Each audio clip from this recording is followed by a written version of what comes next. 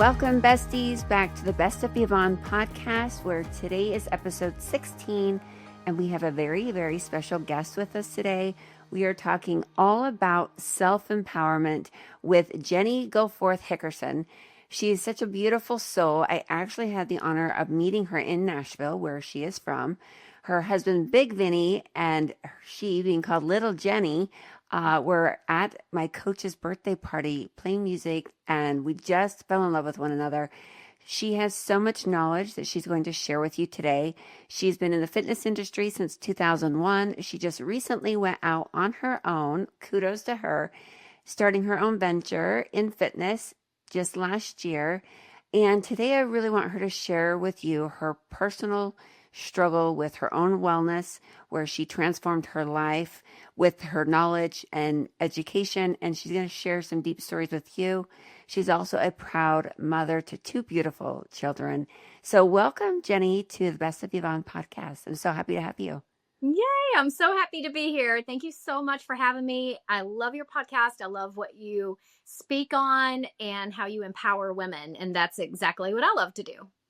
I love that. So I want to jump in, but let's just get right down to it. I want to jump into all the things you do because I personally could use your help. I've been through menopause.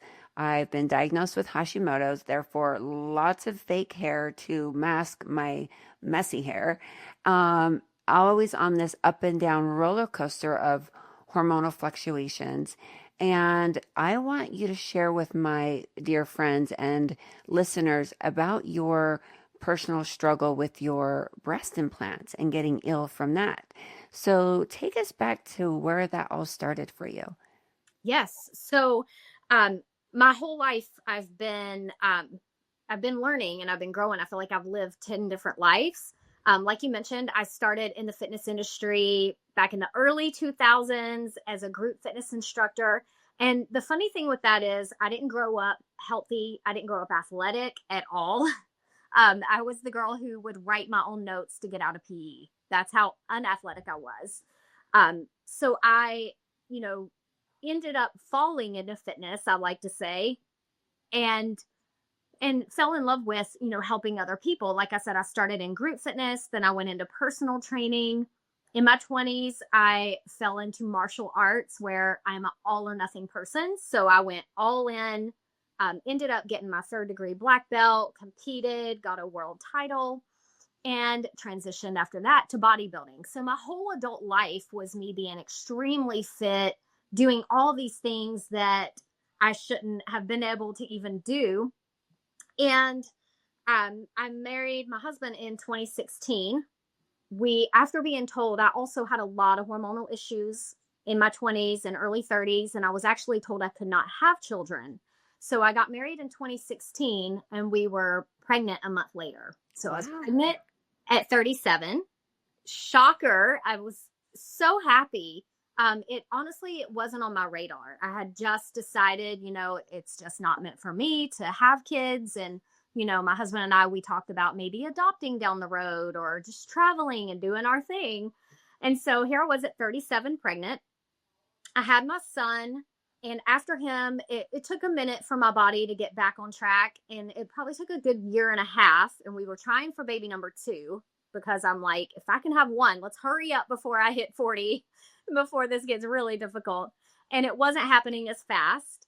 And so I actually got back into bodybuilding just to prove, after a C-section, I could get the body back. And I was 1 week out from competing when I found out I was pregnant with my daughter. Wow. So I did not go through with competing. I was showing immediately, very, very bloated. And, I went in such great shape, a great mindset. And I thought, I'm going to take control of my health. I'm going to have this baby.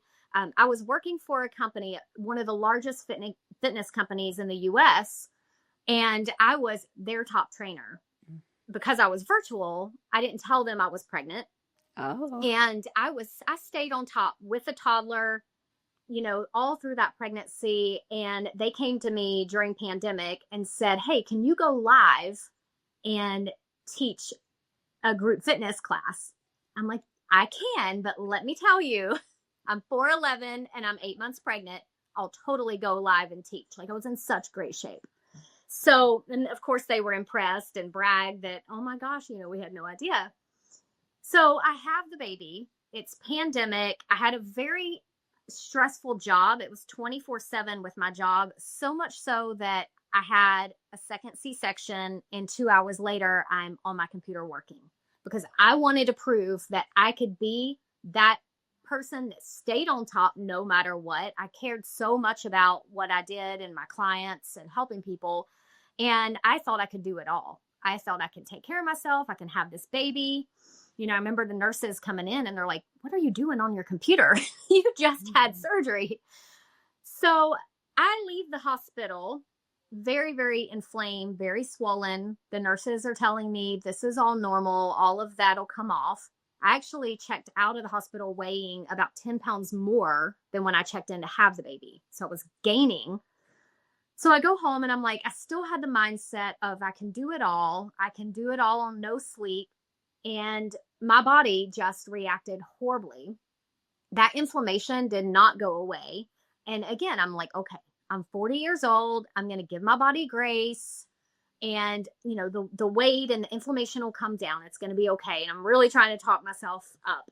Well, I continued months after having her to just be sick.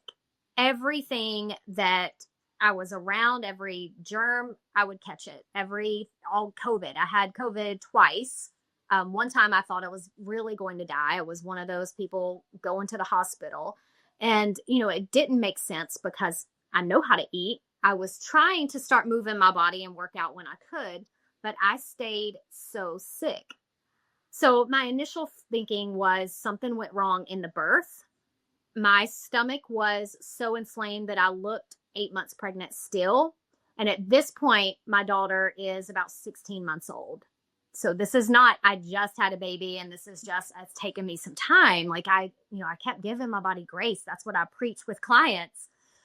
And I go back to my doctor and I'm like, something's wrong. I had my tubes tied, like maybe something happened, like look at my stomach. And she was baffled and she was like, that doesn't look good.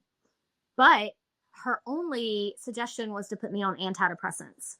Of course. And I'm like, well, I am depressed because I want to feel like me again. This doesn't look like me. And this is not just I gained a bunch of weight and this is leftover weight. This is, my stomach was hard as a rock. I actually thought maybe I have another baby.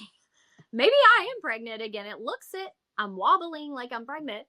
So she just puts the antidepressant thing out there. And I made a decision not to go on it because I wanted to figure out why I'm so sick. But when I tell you every week I woke up with something new, it was not a full week of me feeling good and being healthy.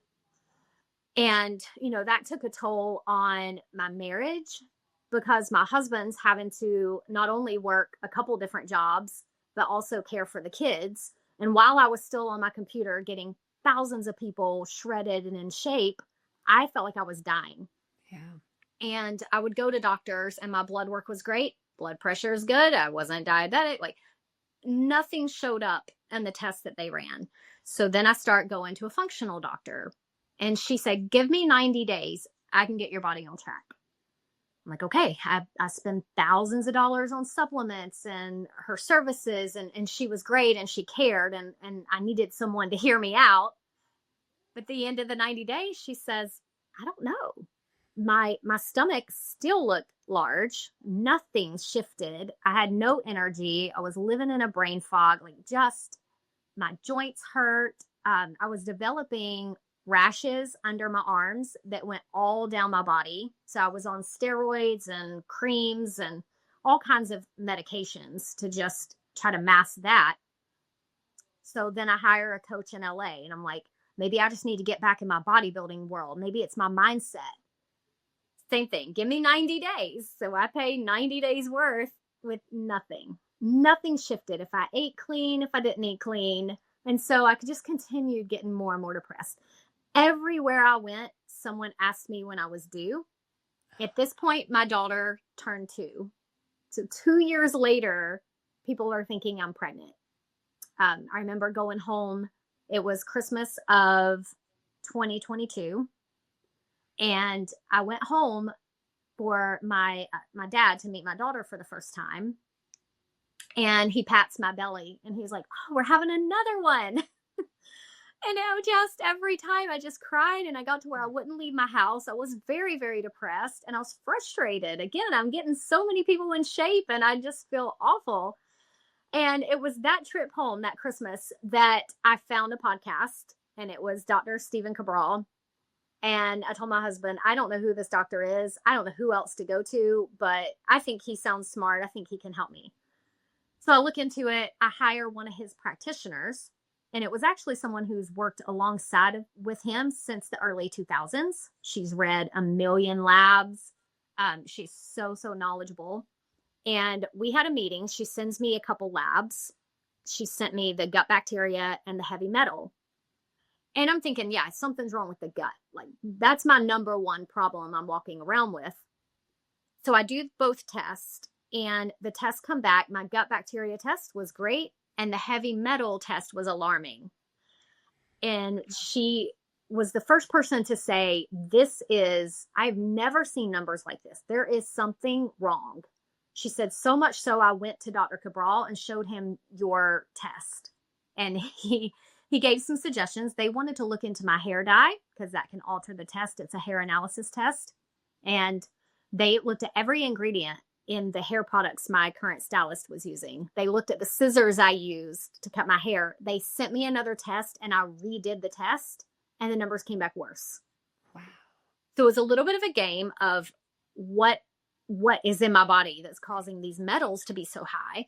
And she said, this is more than your aluminum in your deodorant or your cookware. She said, this is something you're ingesting. So I'm like, wow, what am I ingesting? So I go and I buy a $5,000 water machine. I'm like, I drink only water. It's got to be something in my pipes or something in the water.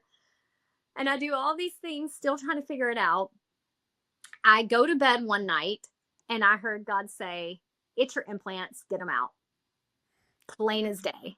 That gives me the chills. I mean, wow. I've never experienced anything like it. I have a relationship with God. I don't hear that kind of voice very often. Right. I don't know that I ever have before that, but I woke up the next morning and I said to my husband, "It is my implants and I'm getting them out." And he was like, "Hold up." Yeah. He said, "Are you sure that's what God told you?" Because at this point, he's so frustrated because, he's thinking maybe you are just depressed. Like, I don't know why you keep getting sick. He just doesn't know what else to do. And we have spent so much money at this point that, we would spend thousands of dollars on something like the water machine. And then I still was not getting better. So I say to him, "Nope, I know that's for sure." And he said, "So, okay, let's think about this. If you compete in bodybuilding again, like that could, hinder you a little bit because it's all about your physique and the shape." And at that point, I'm like, I don't even see I'm so far removed from that and so out of shape. I can't even picture myself on that stage again. And I went in that week for an ultrasound, and the ultrasound showed a rupture. Oh. And that was just confirmation that they do need to come out. Because of course, deep down, I'm like, always been happy with my implants. I used to say that was the best decision I ever made. Right. And so, it wasn't something that I just wanted to go get them out. I loved them for 15 years. I had a great time with them. But, when that rupture was there, I knew. I was like, that this is exactly what God told me to do. Then I find out that the rupture, I had silicone, and the silicone had not only ruptured out of the implant, but out of the capsule that surrounds the implant. So that was a lot of the rashes and the kind of the funky smell I had under my armpits was definitely caused by that. Wow, that is crazy. I know. It's a crazy, crazy story. Within a month, had them removed. And I was so sick. It's hard looking back because I'm so healthy now and I feel great now. But I remember going into surgery that day, and I actually wrote a letter because I thought I was going to die in the surgery. I woke up that morning too, and I'm like, does my husband have everything he needs if I don't make it? And I wrote instructions, and I wrote this letter And I went in to prep for the surgery, and I'm telling the nurses, I'm like, I don't think I'm going to make it. And they're like, what are you talking about? You're healthy. Your vitals are good. You're like the perfect candidate for surgery. And I'm like, but do you see my body? You see like how swollen I am. You see the rashes. And of course they're like, we are just getting you ready for surgery. You're going to be fine. So I have the surgery. I come home, I sleep off the surgery. When I woke up, it literally was like the world was bright. Wow. I cannot even explain to you that I woke up and I was like, wow, I feel so good. And amazing. My husband came into the room and he was like, how are you feeling? I'm like, I feel great. I'm like, give me a journal. I haven't journaled in 2.5 years. I've been very miserable. Thinking that, wow, this is my life of just feeling sick. I wanted to leave the fitness industry because I didn't look the part anymore. And I certainly didn't feel the part anymore. So it was really hard to build people up when I felt that way. But when I woke up, I was like, I am back. And this was day one of waking up. And he said, he was like, you're glowing. He said, your face, I had all these dark spots all over my face. My eyes were like sunken in and dark. All that was gone immediately. That's amazing. Oh, I'm just thinking, all my listeners listening to this is going to change someone's life, because I'm sure there's another sister out there going through something very similar, not knowing what it is, right?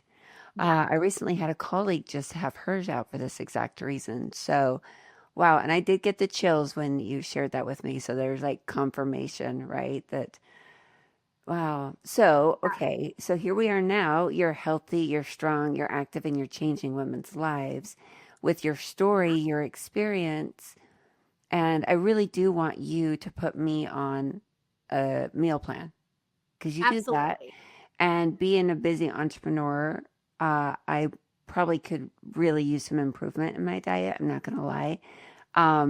So I definitely want you to do that for me. But let's talk about now, like you were just in Las Vegas speaking, both you and Vinny.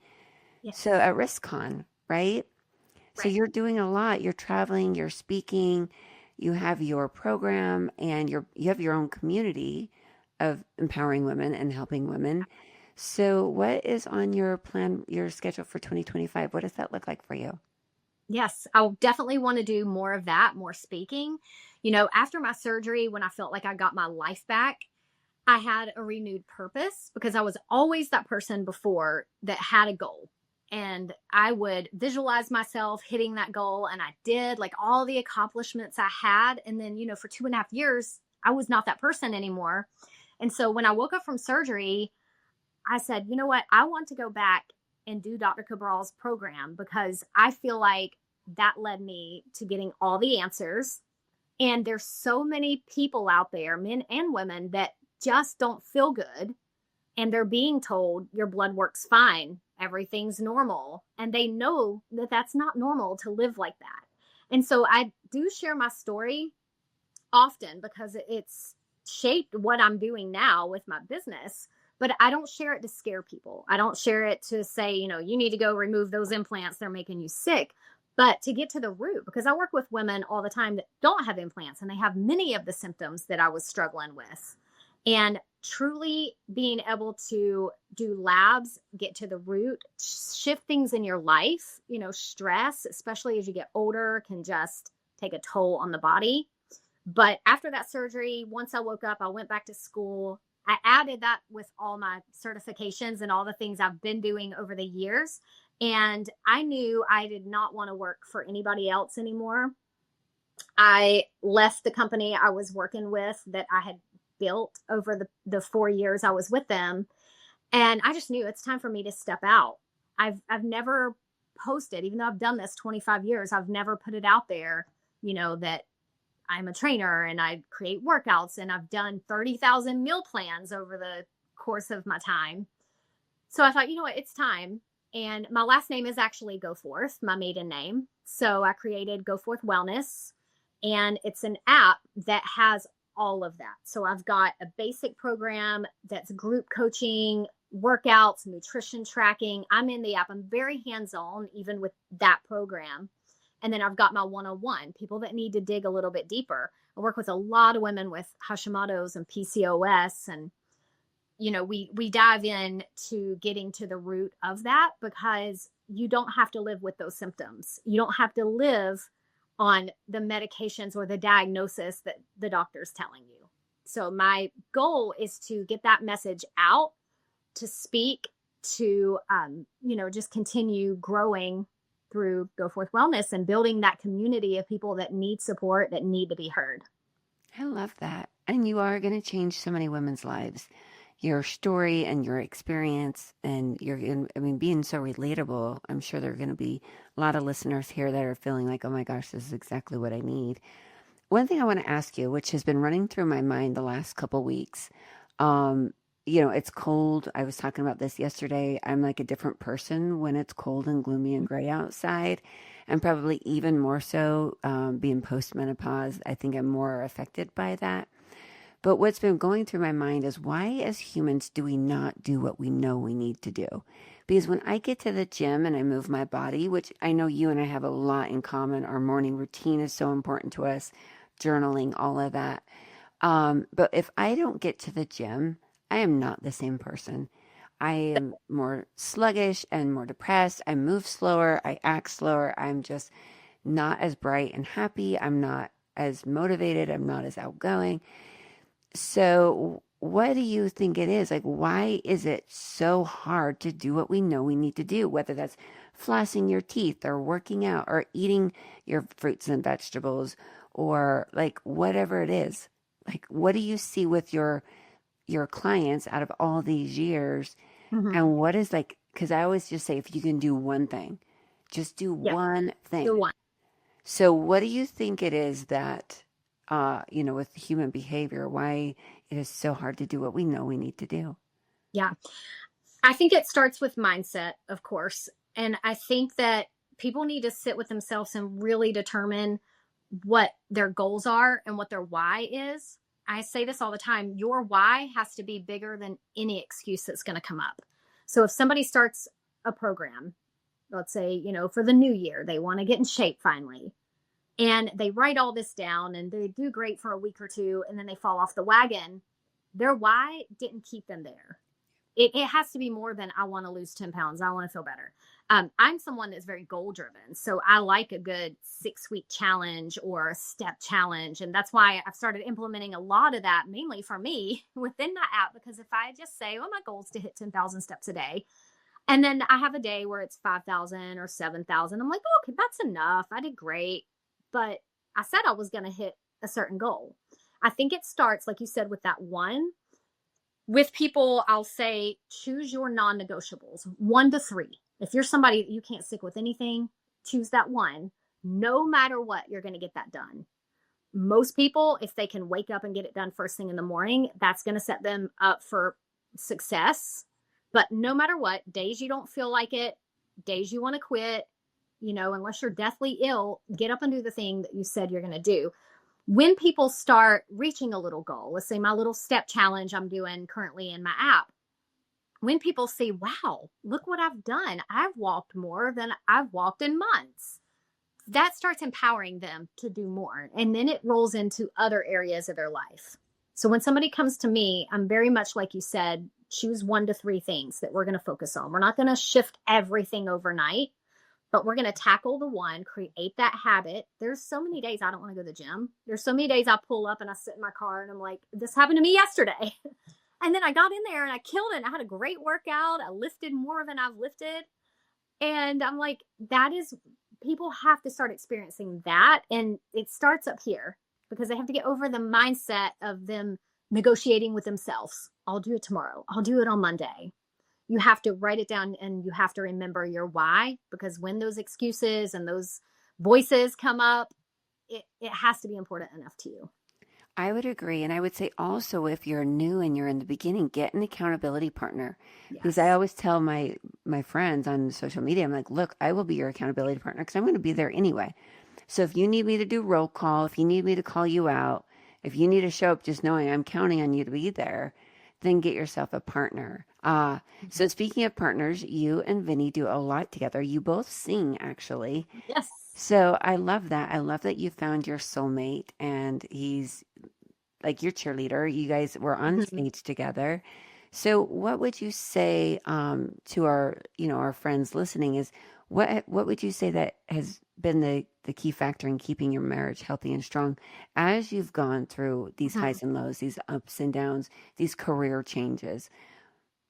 Yeah, I think being open with each other and also holding each other accountable. So even during my sickness, he really tried. He was on a daily, hey, you need to get up, you need to go to the gym, because that's what he knew that I did.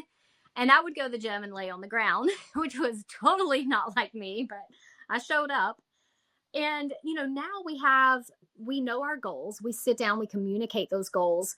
We have a game plan of who's meal prepping this week, because preparation is key.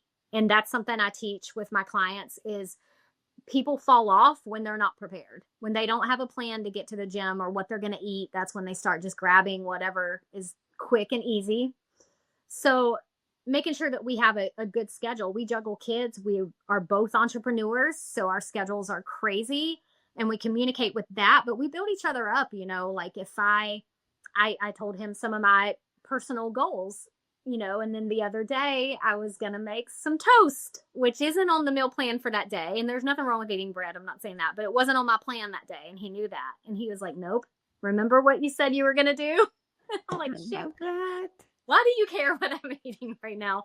But we do that with each other. My husband, like you said, we started in music. He's actually still in music, but that's what brought me to Nashville. And I met him in our early 20s, actually playing the Nashville music scene. And then fast forward, I don't know, 10 years later, he's on The Biggest Loser TV show. Oh, Yeah, so this is a huge topic, maybe for another podcast, but we connected during that time, and I was a huge fan of his. I was a huge fan of the show. I actually wanted to be one of the trainers on the show. And I'm like, that's so cool. My friend Big Vinny is on the show. I was watching it, I was cheering him on. And the 2 months before his finale, he made it to the final four. They send all four of those contestants back to their hometowns to train for 2 months. And all he was able to do, because it was uh, a TV show that was out there, he wasn't allowed to be out and about because he had cameras, and, it was such a huge show at the time. And so all he was allowed to do was work out. And he had a coach that ran boot camp classes, and he did like 8 a day. So he reached out to me and probably 50 other people. If you've ever met Vinny, you are his best friend from day one. So he's lots and lots of friends. He reached out to me and a lot of people that he knew just love fitness to come support him in some of these boot camps and just take some free boot camps. Well, in my mind, I thought, sure, at that time I was teaching group fitness, like 15 classes a week. I also taught martial arts. So I was active all day, every day. And I'm like, I'll go do this boot camp, and I'm going to try to get this guy off of the TV show as my client. So it builds my name as a personal trainer. And I worked out with him and discovered, the coach that did the boot camp, that was his trainer at the time. And I was just amazed at how much weight he had lost. At that point, it was over 200 pounds. And how motivating he was. Like, he inspired me, even though we didn't know each other that well then. I was so blown away just by his, he wasn't complaining in these workouts. He was upbeat. He was high-fiving everybody. And, those qualities definitely drew me to him. Back then, I would have never pictured us together. I was actually married before he got engaged on The Biggest Loser show. So there was none of those thoughts going on. It was just, wow, I'm so impressed by this guy. I actually, at the end of that boot camp, before he went back to LA for the finale, I wrote him a letter all about new beginnings. And I gave him a necklace from New Zealand that meant new beginnings. wow. Then I didn't hear from him for 5 years. I didn't really think much of it because we weren't good friends. 5 years later, he reached out to me when I was bodybuilding. And he was like, hey, I've been following your journey. It's so impressive. I think I want to get into bodybuilding. Can I pick your brain?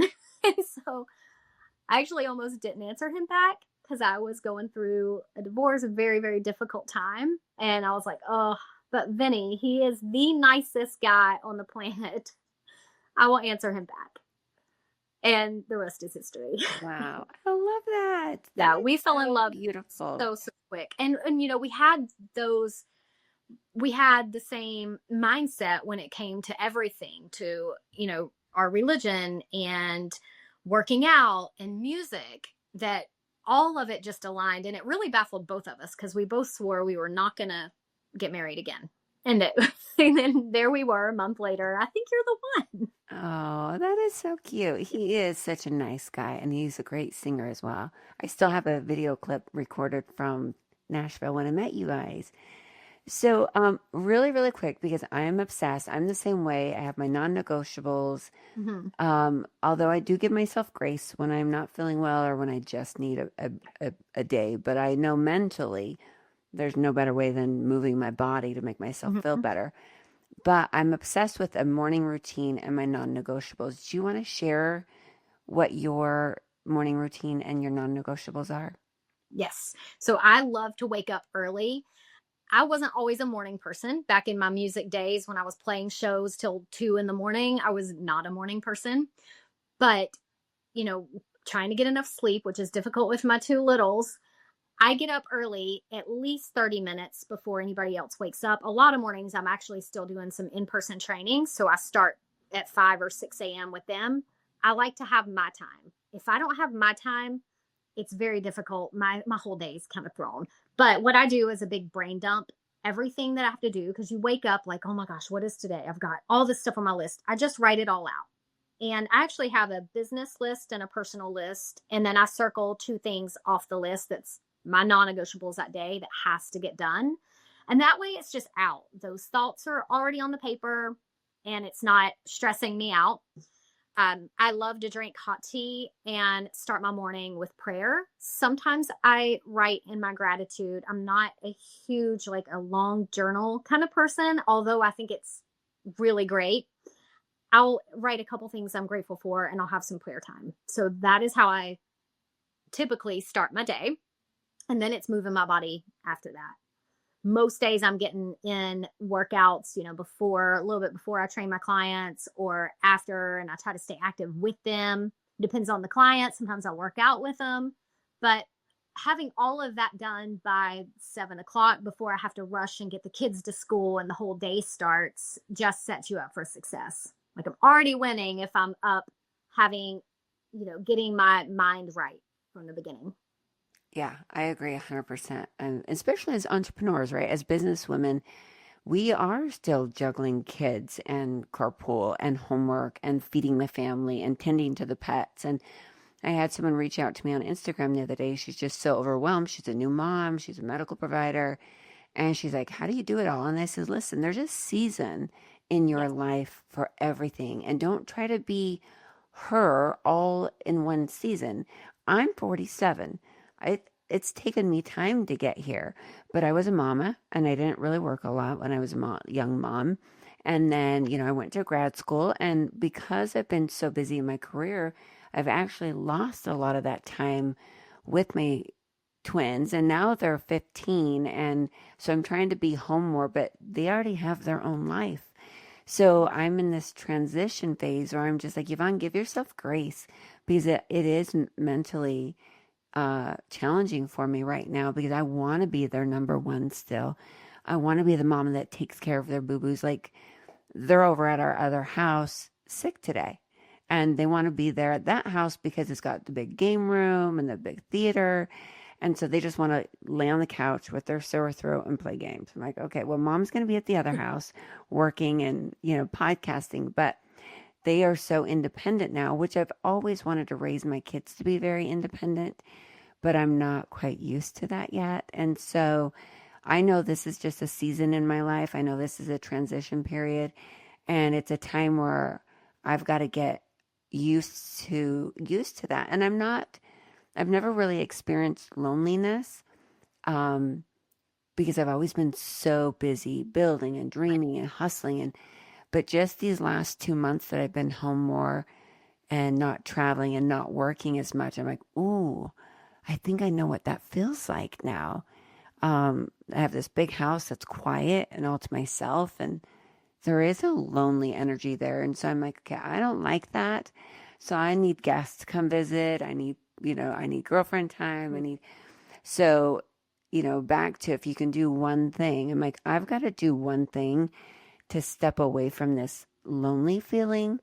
And so I'm going to invite like my sister will come down Friday. I'm going to fly to Arizona tomorrow. Do you know Sharon Lecter? Yes, So I I'm, love I'm Sharon. flying to have lunch with her tomorrow. I need some sun. So I'm like, so you know, Nick Lowry. Mhm. So he and I are meeting Sharon tomorrow, and he's been messaging me. He's like, Yvonne, it's sunny. It's 85. I'm like, oh, thank goodness, because my soul needs some sun right now. But I'm like, I have to do something to step away from that feeling of loneliness or that this gray, cold winter because I'm like, I don't like to be in that energy. I'm very intuitive and I'm very Yeah. sensitive emotionally and energetically to my energy and how I influence other people. And I'm like, if I can't show up as my best, I got to do something. So I know being in the sun, being around friends. So my sister, I'm going to fly to Arizona tomorrow for the just for the day, fly in and fly out, and then my sister will be here on Friday.